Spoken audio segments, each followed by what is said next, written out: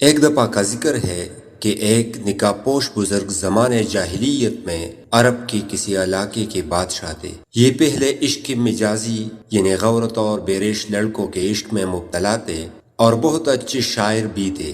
حکومت اور ملک کے حریص تھے۔ جب اللہ تعالیٰ کے عشق حقیقی نے ان کے دل پر اثر کیا تو حکومت اور سلطنت تلخ معلوم ہونے لگی۔ ایک دفعہ اللہ تعالیٰ کی محبت میں بے چین ہو کر بادشاہ آدھی رات کو اٹھا، گدڑی اوڑی اور اپنی سلطنت سے باہر نکل گیا۔ دل میں عشق الہی کی آگ پیدا ہو چکی تھی۔ سلطنت کا شورغل محبوب حقیقی کی یاد میں رکاوٹ بن رہا تھا۔ آخر کار پیمانے صبر چلک گیا، ایک چیخ ماری اور دیوانوار صحرا کی طرف چل دیا۔ اس عاشق صادق کی سچی آہ نے اس کی سلطنت کی مضبوط قید و بند سے آزاد کر دیا۔ چنانچہ عشق حقیقی نے اس بادشاہ کو تخت و تاج سے بیزار کر کے آدھی رات کو جنگل کا راستہ اختیار کرنے پر مجبور کر دیا۔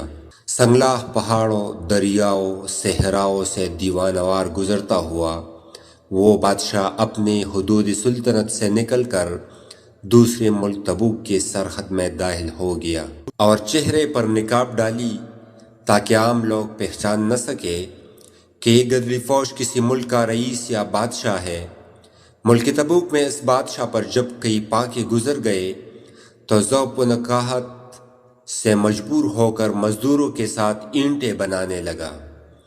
عام حالت میں اگرچہ چہرے پر نقاب پڑا رہتا تھا، لیکن جب کبھی ہوا کے جھونکوں سے ہٹ جاتا تو شاہی چہرے کا جلال مزدوروں پر ظاہر ہو جاتا ہے۔ آخر کار مزدوروں میں تذکرے ہونے لگے کہ یہ نقاب پوش کسی ملک کا سفیر یا کسی سلطنت کا بادشاہ معلوم ہوتا ہے۔ رفتہ رفتہ یہ خبر ساری سلطنت میں مشہور ہو گئی اور تبوک کے بادشاہ تک بھی پہنچ گئی۔ ادھر بادشاہ کو بھی فکر ہونے لگی کہ مزدور کے بیس میں کسی دوسری سلطنت کا بادشاہ یا سفیر کہیں جاسوسی نہ کر رہا ہو اور میری سلطنت کے راز معلوم کر کے حملہ آور ہونے کا منصوبہ نہ بنا رہا ہو۔ تحقیق کرنی چاہیے کہ ماجرا کیا ہے۔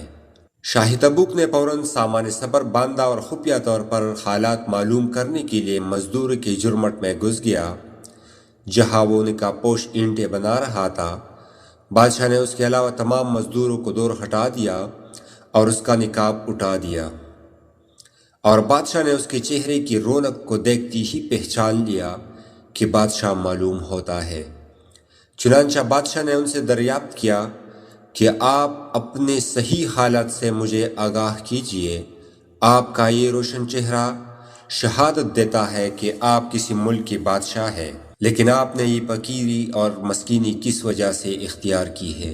تبوک کے بادشاہ نے مزید متاثر ہو کر کہا کہ آپ نے اپنی راحت اور بادشاہت کو اس کلفت و فقر کی تکلیف پر قربان کیا۔ اے علی، آپ کی اس ہمت پر میری یہ سلطنت تبوک ہی نہیں بلکہ سینکڑوں سلطنتیں قربان ہو۔ مجھے جلد اپنے راز سے آگاہ کیجیے۔ اگر آپ میرے پاس مہمان رہے تو میری خوش نصیبی ہوگی، اور آپ کے قریب سے میری جان خوشی سے 100 جان کے برابر ہو جائے گی۔ اس طرح بہت سی ترکیبوں سے شاہ تبوک فقیری کے لباس میں چھپے ہوئے بادشاہ سے دیر تک باتیں کرتا رہا تاکہ اس کا راز کھل کر سامنے آ جائے، لیکن راز و نیاز کی گفتگو کی بجائے اس نقاب پوش بادشاہ نے شاہ تبوک کے کان میں محبوب حقیقی اللہ تعالیٰ کے درود، درد و عشق کی نہ جانے کیا بات کہہ دی کہ اسی وقت یہ بادشاہ تبوک بھی عشق الہی سے دیوانہ ہو گیا اور اپنی سلطنت کو ترک کر کے اس نقاب پوش بزرگ بادشاہ کے ساتھ رہنے کے لیے تیار ہو گیا۔ آدھی رات کو یہ دونوں بادشاہ اس ملک سے نکل کر کسی اور سلطنت میں چل دیے تاکہ مخلوق پریشان نہ کرے اور دل کی پرات کے ساتھ سے محبوب حقیقی یاد میں مشغولی نصیب ہو۔ یہ دونوں بہت دور تک چلتے رہے، یہاں تک کہ کسی تیسری سلطنت میں داخل ہو گئے۔ الغرض بادشاہت کو چھوڑ کر آنے والے اس عاشق صادق نقاب پوش کی بات میں نہ جانے کیسے لذت تھی کہ شاہ تبوک پر سلطنت کی تمام لذتیں حرام ہو گئی۔ سارے عیش اس لذت کے سامنے ہچ ہو گئے اور دل میں عشق الہی کا ایک دریا جوش مارنے لگا۔